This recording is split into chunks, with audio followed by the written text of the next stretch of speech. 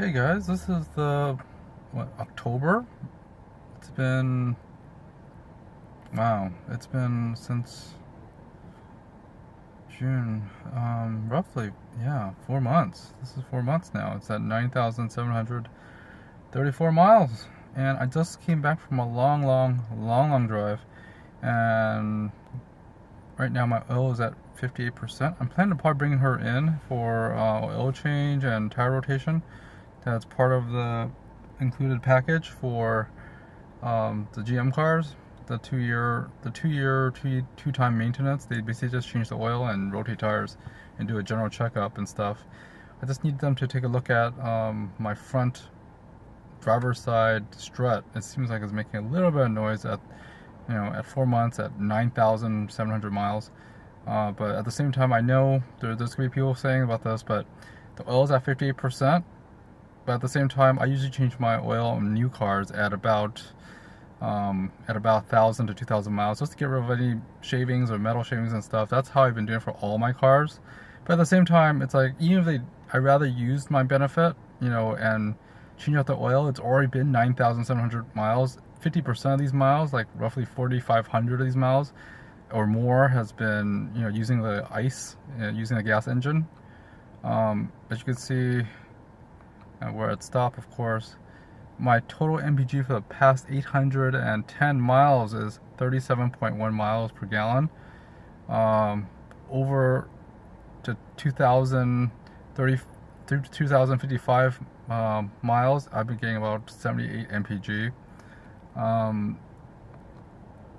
Overall, the coolant temperature is around 208. When pushed really hard, going uphill and stuff, you're going to hit about 215 Fahrenheit in terms of the coolant temperature with your ice going on. This is actually pretty interesting. If you don't have ice running and you're just using purely EV, the coolant temperature is usually around 100 degrees, roughly 95 to 100 degrees. I realized that after driving so many miles in the city and stuff. It's about pretty much a little warmer than the outside temperature. Right now we usually have it at about 80 degrees or so in Southern California. Yeah, I've been driving for about 11 hours now. So yeah, it's been a long day. Actually, no, let's not say that. It's been 2 days. Basically, I've been driving. I drove up for about 6.5 hours. Now I drove back down for another 6.5 hours to Northern California, back to LA. Average speed about 60, 65. I basically, most of these miles I drove was very much pretty fast. I would say it's a little above speed limit, but of course everything's legal. But on average, it's about 60 miles per hour for the past 300 plus miles, 350 or 360 miles. Another interesting thing is that the tire pressure. So my tire pressure, I have code, is at about 40, I think about 42 psi. So when you drive it really in a hot weather, I was driving most of it in about 90-degree weather, up to 5.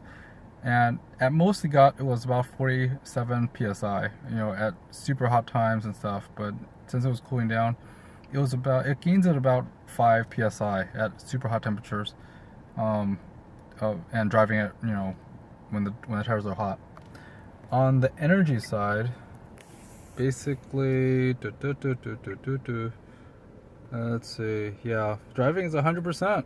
It's because this gauge only sees EV miles, so EV charges, so that doesn't do much good.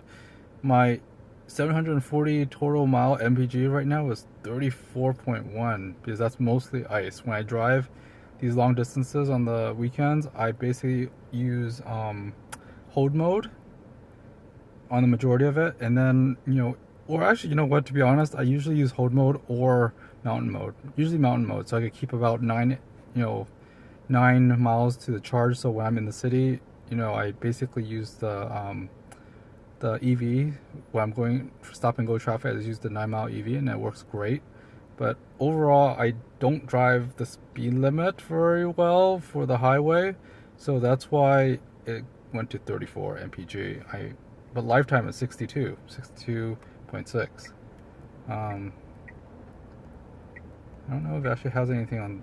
Yeah, the score's pretty messed up because I floor it throughout the entire 700 something miles. but no biggie. I did realize one thing, since it's getting colder, that if you have, right now, it's just blowing air there. So let's turn off all the systems. When using the AC system, the weird thing is that it's cold out there, and if you use the temperature gauge, the only time when it gets hot or blows warm air is when you have it at above 80 something degrees. It could be 50 degrees out there. You might put it to 70 degrees or 78, or even if I usually have it at 70 degrees. You know, it doesn't matter. It doesn't really give out any heat, to be honest. You could have to basically either set past 80 or you hit it to high, and then hot air will come out. And this won't even turn on equal or max. Warm air will come out at high. But if you basically leave it on, let's put it on just regular, I can hear like little vents move. You turn it to circulation off, which is right now. Oh, circulation off. The vents don't open. So you set it to high, it's gonna blow. It won't blow any air right now because it's all, you know. Now I turn it on, but if you turn it off, this, it really doesn't blow air with the circulation button. Venting air. No, I mean, if it's non-circulating, which is like this, technically there should be a little vent inside the front that closes and no air comes in from the front, right? But on the Chevy Volt, I noticed very different from a Toyota or a Honda, or even some of the other cars I ever owned, whether it's a Nissan, Honda, or Toyota. Once you have the circulation button pushed on, a little flap closes the vent. But on a Chevy Volt, and basically no air comes in, right? Or very little air comes in, or almost none. And so if you're going through the cow patches, you don't smell anything. But on the Chevy Volt, it's weird. You could have it on non-circulating, so it should be that flap is open. So in a typical car, like a Japanese car or import, basically when this thing's open, that vent is open, and then air goes through these vents pretty easily. So it vents the car. When you're driving at 60 miles, 70 miles per hour, it pushes air through and through the heat coils. But in the Chevy Volt, it's a little different. You could have this thing open, but there's no wind that comes through. No matter how fast you're driving, it doesn't turn on any airflow with the vents, open. You actually have to turn on the system to actually have anything go on, and then the fan has to be actually on to actually pump any air in. Once you turn it off, there's no. That's the only time when nothing comes in, which is kind of weird.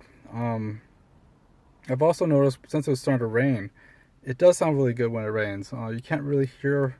All you hear is the little rain ticking, the rain and stuff, which I really love. It's actually very, very calming and relaxing driving a Chevy Volt in the rain, because you can actually hear the rain hit your car and not anything else. It's really quiet.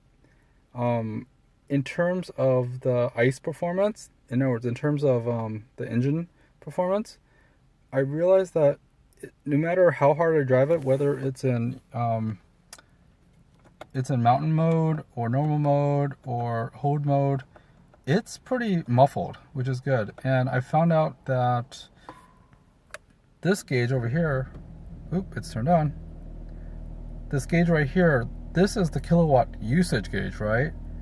But at the same time, actually let me change it to, I don't think it's going to do it, but at the same time, this side, it's like the RPM of the engine. So right now it is just humming right now and charging up the system. Actually, it's just using up system powers. But let me just, no, I'm not going to turn it off, but I set it to park mode, it actually doesn't do that. So long story short, when I'm driving, most of the time I'm hitting at about, to get this really bad MPG of 34 or 38 MPG, I'm basically running the kilowatt hours to about 80 to 90, or even spiking at 100 on total power usage. So that's kind of interesting, because once you hit that, you're burning up a lot of kilowatt hours. At the same time, the engine, this ICE mode, the yellow bar here, I'm not sure what the RPMs are. I'm probably going to make a video and get one that actually has a Bluetooth OBD2 reader or something, like a computer reader, to see how much RPM I'm running the ICE engine at. Because right now, every time I drive it, it's generating it, and it's at the halfway point. When I floor it and really use a lot of power, it'll go all the way up, to the highest RPM. And this little meter, even though it doesn't say anything, that is the RPM. It feels like the RPM meter because the engine noise goes higher as that bar goes up. So more later, I'm gonna probably look into this some more.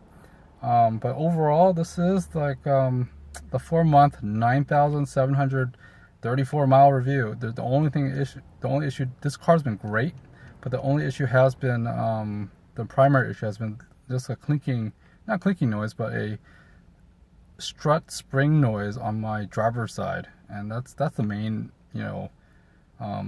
noise I hear on this car. And other than the little creaks, but comparing this to a BMW 3 Series or an i8 and other stuff, this is definitely a much better car than any of the BMWs I test drove last weekend. I still need to make a video for that one. Anyways, thanks a lot. This is the 4th month 9,734 mile review. So thanks a lot, guys, for watching. I know there's probably just a few hundred people who watch this, so I try to make these things short and sweet. But anyways, thanks for watching, guys. Please like and subscribe. Let me know what you want to test out. I'm gonna be doing some more mods on the Chevy Volt and see what other stats I get out of this. I'm right now not hypermiling yet. I am totally driving for fun and just putting a lot of fun miles onto this car, and I plan to do so with this car. So anywho, thanks a lot, guys. See ya. I hope you enjoyed it.